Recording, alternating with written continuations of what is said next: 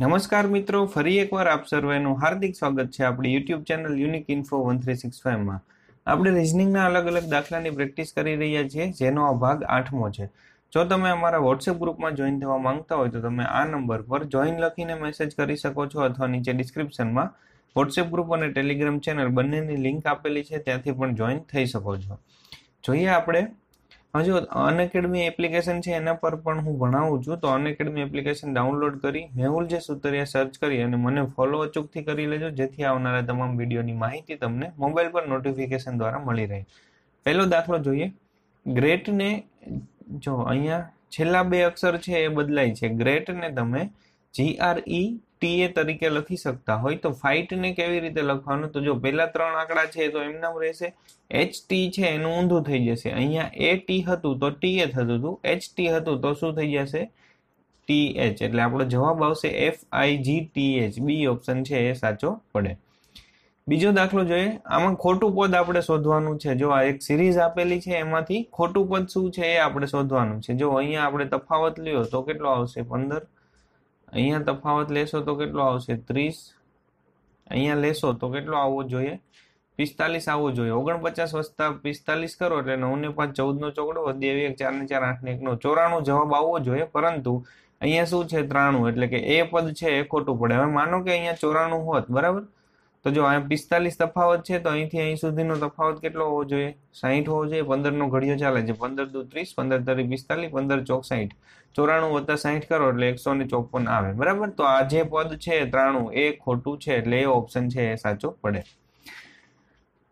હવે જો આના ઉપરથી અલગ અલગ બે દાખલા પૂછેલા છે, આપણે આના ઉપરથી જોતા જઈએ કે કોને સૌથી વધારે માર્ક હશે, કોને ઓછા માર્ક્સ હશે, બરાબર। જો એક પરીક્ષામાં 6 વિદ્યાર્થી ABCDE અને F બધાને અલગ અલગ માર્ક્સ આવે છે, C ને માત્ર A અને E કરતા વધારે માર્ક્સ આવે છે। અહીંયા શું કહે છે આપણને કે C છે એવો છે કે જેને માત્ર A અને E કરતા વધારે માર્ક્સ આવે છે, એટલે C છે કયા સ્થાને હશે? તો કે છેલ્લેથી ત્રીજા સ્થાને હશે, બરાબર, કેમ કે C ને A અને E કરતા વધારે માર્ક્સ આવે છે, માત્ર A અને E કરતા જ વધારે માર્ક્સ આવે છે, એટલે જે 6 વિદ્યાર્થી છે એમાંથી એ ત્રીજા સ્થાને હશે એવું આપણે કહી શકીએ।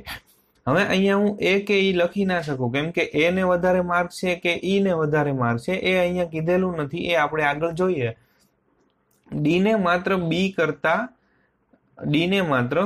કરતા જ ઓછા માર્ક્સ છે, D ને માત્ર B કરતા ઓછા માર્ક્સ છે, એટલે અહીંયા હું D લખું, બરાબર, તો એને માત્ર કોના કરતા ઓછા માર્ક્સ છે? તો કે B કરતા, તો B છે એને સૌથી વધારે માર્ક્સ હશે એવું સાબિત થાય, કેમ કે D ને માત્ર B કરતા ઓછા માર્ક્સ છે, એટલે આની આગળ તો કઈ હોવાનું છે નહીં, બરાબર। તો D છે બીજા નંબરે હશે, B છે પહેલા નંબરે હશે। E ને સૌથી ઓછા માર્ક્સ નથી। હવે જો અહીંયા શું કહેતા હતા કે C ને માત્ર A અને E કરતા વધારે માર્ક્સ છે। હવે અહીંયા A અથવા E બે માંથી એક આપણે ગોઠવવાનું છે। અહીંયા કીધું છે E ને સૌથી ઓછા માર્ક્સ નથી, તો E હું અહીંયા લખી શકું, બરાબર, અને A આવશે અહીંયા, A ને સૌથી ઓછા માર્ક્સ થશે। હવે વચ્ચે કોણ આવશે? તો કે F, બરાબર। આ 6 વિદ્યાર્થી છે એના માર્ક્સની આપણને ખબર પડી ગઈ। હવે શું કહે છે? ત્રીજા નંબરના વિદ્યાર્થીને 81 માર્ક છે। ત્રીજો નંબર કોણ છે? F નો, તો F ને કેટલા માર્ક છે? 81 માર્ક્સ છે। E ને 62 માર્ક છે, E ને કેટલા માર્ક છે? તો કે E ને 62 માર્ક્સ છે, બરાબર। આ E છે એને 62 માર્ક છે, F ને 81 માર્ક છે। હવે પ્રશ્ન જોઈએ, શું કહે છે? નીચેનામાંથી કયો સ્કોર C નો હોઈ શકે? C નો સ્કોર કયો હોઈ શકે એ આપણે શોધવાનું છે। તો જો C F અને E ની વચ્ચે હોય, એટલે કે 81 અને 62, બરાબર, 62 થી 81 ની વચ્ચે C નો સ્કોર છે એ હોઈ શકે। E અને F ની વચ્ચે, એટલે કે 62 અને 81 વચ્ચે C નો સ્કોર હશે। તો જો 62 અને 81 વચ્ચે એ આવે, હા, આ આવશે તો નહીં આવે, આ પણ નહીં આવે, આ પણ નહીં આવે, બરાબર। 62 અને 81 વચ્ચે કયો? ખાલી 70 આવે છે, તો C નો સ્કોર એ હોઈ શકે। ચોથો દાખલો જોઈએ। જે વિદ્યાર્થીને સૌથી વધારે માર્ક્સ મળેલા છે તેને F કરતા 13 માર્ક્સ વધારે છે, તો D ને કેટલા માર્ક્સ હશે? બરાબર, શું કહે છે? જે વિદ્યાર્થીને સૌથી વધારે માર્ક્સ મળેલા છે તેને F કરતા 13 માર્ક્સ વધારે મળેલા છે।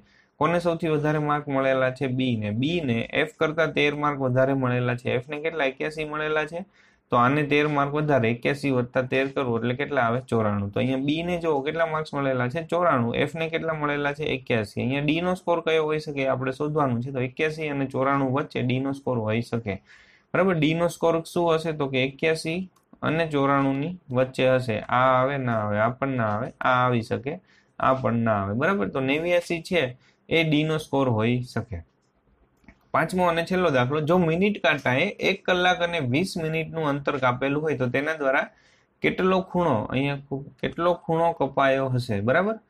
આ આપણે શોધવાનું છે. હવે જો મિનિટ કાંટો હોય, આ માનો કે ઘડિયાળ છે, મિનિટ કાંટો હોય એ 1 કલાકમાં 1 2 3 4 5 6 7 8 9 10 11 અને 12 મિનિટ કાંટો છે 1 કલાકમાં કેટલું અંતર કાપે, તો કે આખે આખું ચકડું એ 1 કલાકમાં કાપી લે તો આખે આખું સર્કલ પૂરું કરે એટલે એને કેટલું અંતર કાપેલું કહેવાય, તો કે 360 નો ખૂણો એને કાપેલો કહેવાય. તો 360 લખું વત્તા. હવે શું કે છે, એને 1 કલાક અને 20 મિનિટનું અંતર કાપેલું છે. જો અહીંયા 5, આ 10, આ 15 અને 20 એટલે કે અહીંયા હશે, બરાબર. તો અહીંથી અહીં સુધી એને કેટલો ખૂણો કાપેલો છે એ આપણે શોધવું પડે. આ જે ખૂણો છે એ શોધવો પડે. હવે એ એક સર્કલ પૂરું કરે છે ત્યારે એને કેટલાનું અંતર કાપે છે, તો કે 12 કલાકનું, સોરી, અહીંયા જ્યારે આખું સર્કલ પૂરું કરે એટલે કે 1 કાપો 2 3 એવી રીતે 12 કાપા એ પૂરા કરે ત્યારે એ કેટલું અંતર કાપે છે, તો કે 360 જેટલું અંતર કાપે છે. આખે આખું પૂરું કરે ત્યારે 360 ડિગ્રી જેટલું અંતર કપાય. એને 20 છે એટલે 1 2 3 અને 4 કાપા જેટલું અંતર કાપેલું છે તો ત્યારે એને કેટલો ખૂણો કાપેલો હોય.